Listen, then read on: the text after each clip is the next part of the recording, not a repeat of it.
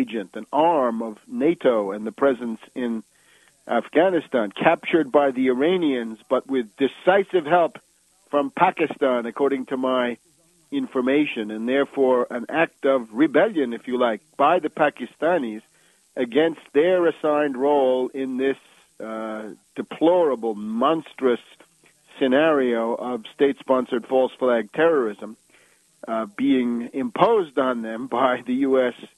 and the British. So that's one of them. You can see that, and that is showing actually today, Friday, the 25th of February, because this Rigi has started talking and confirms pretty much what I said in the analysis, that he was getting money from the CIA. We'll get to this in just a minute.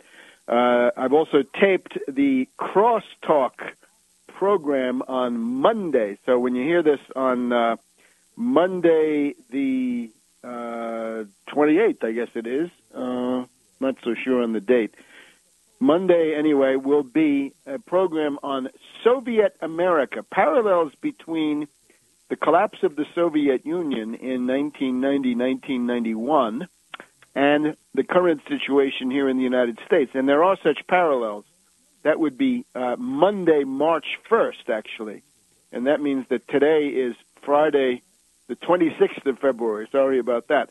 So Monday, March 1st, you can see Crosstalk with Peter Lavelle, repeated every 2 hours on Russia Today. You can also see it at the Russia Today website.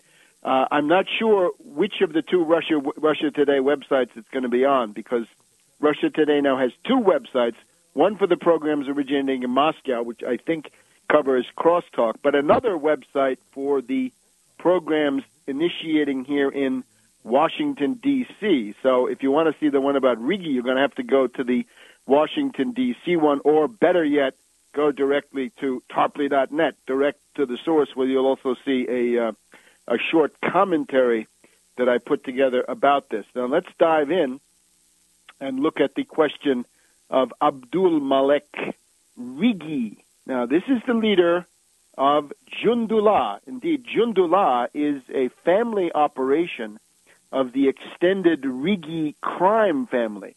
The Rigi family has infested the border between Pakistan and Iran, and that's Baluchistan on both sides, for decades. The father of these two brothers, who are now in Iranian custody, was a well-known royalist supporting the Shah.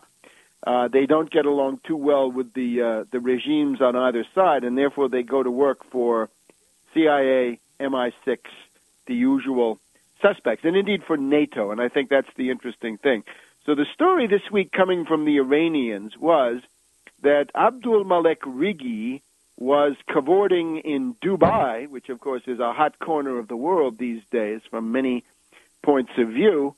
He was trying to get from Dubai to Kyrgyzstan, and he flew over Iranian airspace in an airplane, and the Iranians scrambled jets and forced his plane to land in Iran, at which point Rigi was taken into custody. Now, this is a dramatic story. It sounds like what Oliver North did to an Egyptian airliner that was going from Egypt to Tunisia, most likely, back in 1985. This is in the wake of the Achille Lauro case, the Klinghoffer murder, and Abu Abbas, the perpetrator of this action from the Palestinian side, was going from Egypt over to someplace in the Maghreb, and then Oliver North sent U.S. carrier aircraft and forced this plane down in Sigonella, Sicily, where we had that famous standoff between the Italian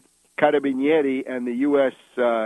Delta Force, or whatever it was, with the Italians eventually winning out, since, of course, it was their territory, probably the most decisive action in the career of Bettino Craxi, and the thing that eventually got him thrown out by the U.S., because they did not forget this assertion of national sovereignty by the Italians. But this dramatic story, I'm afraid, may not be at least the whole story. The Pakistani ambassador to Tehran claims a significant part of the credit for Pakistan, saying we tipped them off, or he actually puts it in somewhat vague terms. It could therefore either be that it was the Pakistanis, the ISI, the much-maligned ISI, in a moment of independence, trying to assert their own sovereignty in this case, telling the Iranians, watch out, the head of Baluchistan, your public enemy number one, the most wanted terrorist on the Iranian most wanted list, Abdul Malek Rigi, is in your airspace, bring him down. Or another version circulating at various places, there's a site called Iranian Diplomacy, there are a couple of others, saying that it was actually the Pakistanis who captured Rigi and delivered him to the Iranians. So, of course, the Iranians deserve their moment of glory because they have indeed captured a very dangerous and violent enemy. But I think the really interesting thing is the fact that Pakistan has played this singular role in it. Now, the Iranians claim they did it all by themselves, but the Pakistani ambassador in Tehran says, no, Pakistan had a significant role in it. And I'm sure time will tell. What this does, though, is it tends to decapitate and cripple this Jundullah at a critical moment. Now, a couple of things more about it. Jundullah, you'll remember, last October 18th, was the organization claiming credit for a bombing in the city of Pishin in Iranian Baluchistan. 40 to 50 killed, including 2 or 3 top generals, national commanders of the Pastaran Revolutionary Guard. Previous to that, Jundullah's claim to fame is the blowing up of a Shiite mosque, killing 25 people.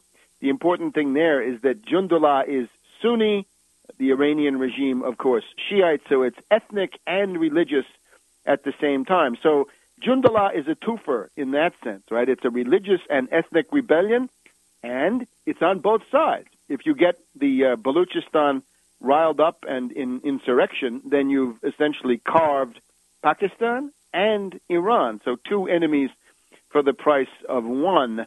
And the price, of course, is money.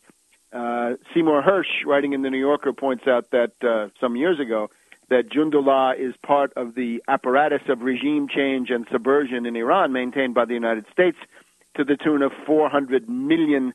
The Daily Telegraph of London has confirmed all that, and so has Brian Ross of ABC News concerning Rigi himself, Abdul Malek, now in jail, and talking, too, because you can see his films are on Russia Today all day, today, Friday.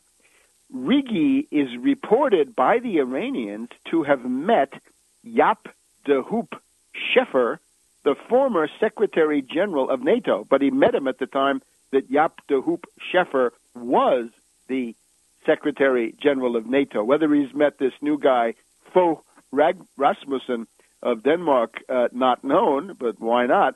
And Rigi has consorted and connived with NATO generals in Afghanistan. And I guess the question is, does that include McChrystal? This would be right up McChrystal's alley. He, of course, a special ops, covert ops hand from Iraq, by all odds, the creator of Al-Qaeda in Iraq. Did he meet? Did McChrystal meet Rigi? It is a big, big deal, and we'll be back in a minute.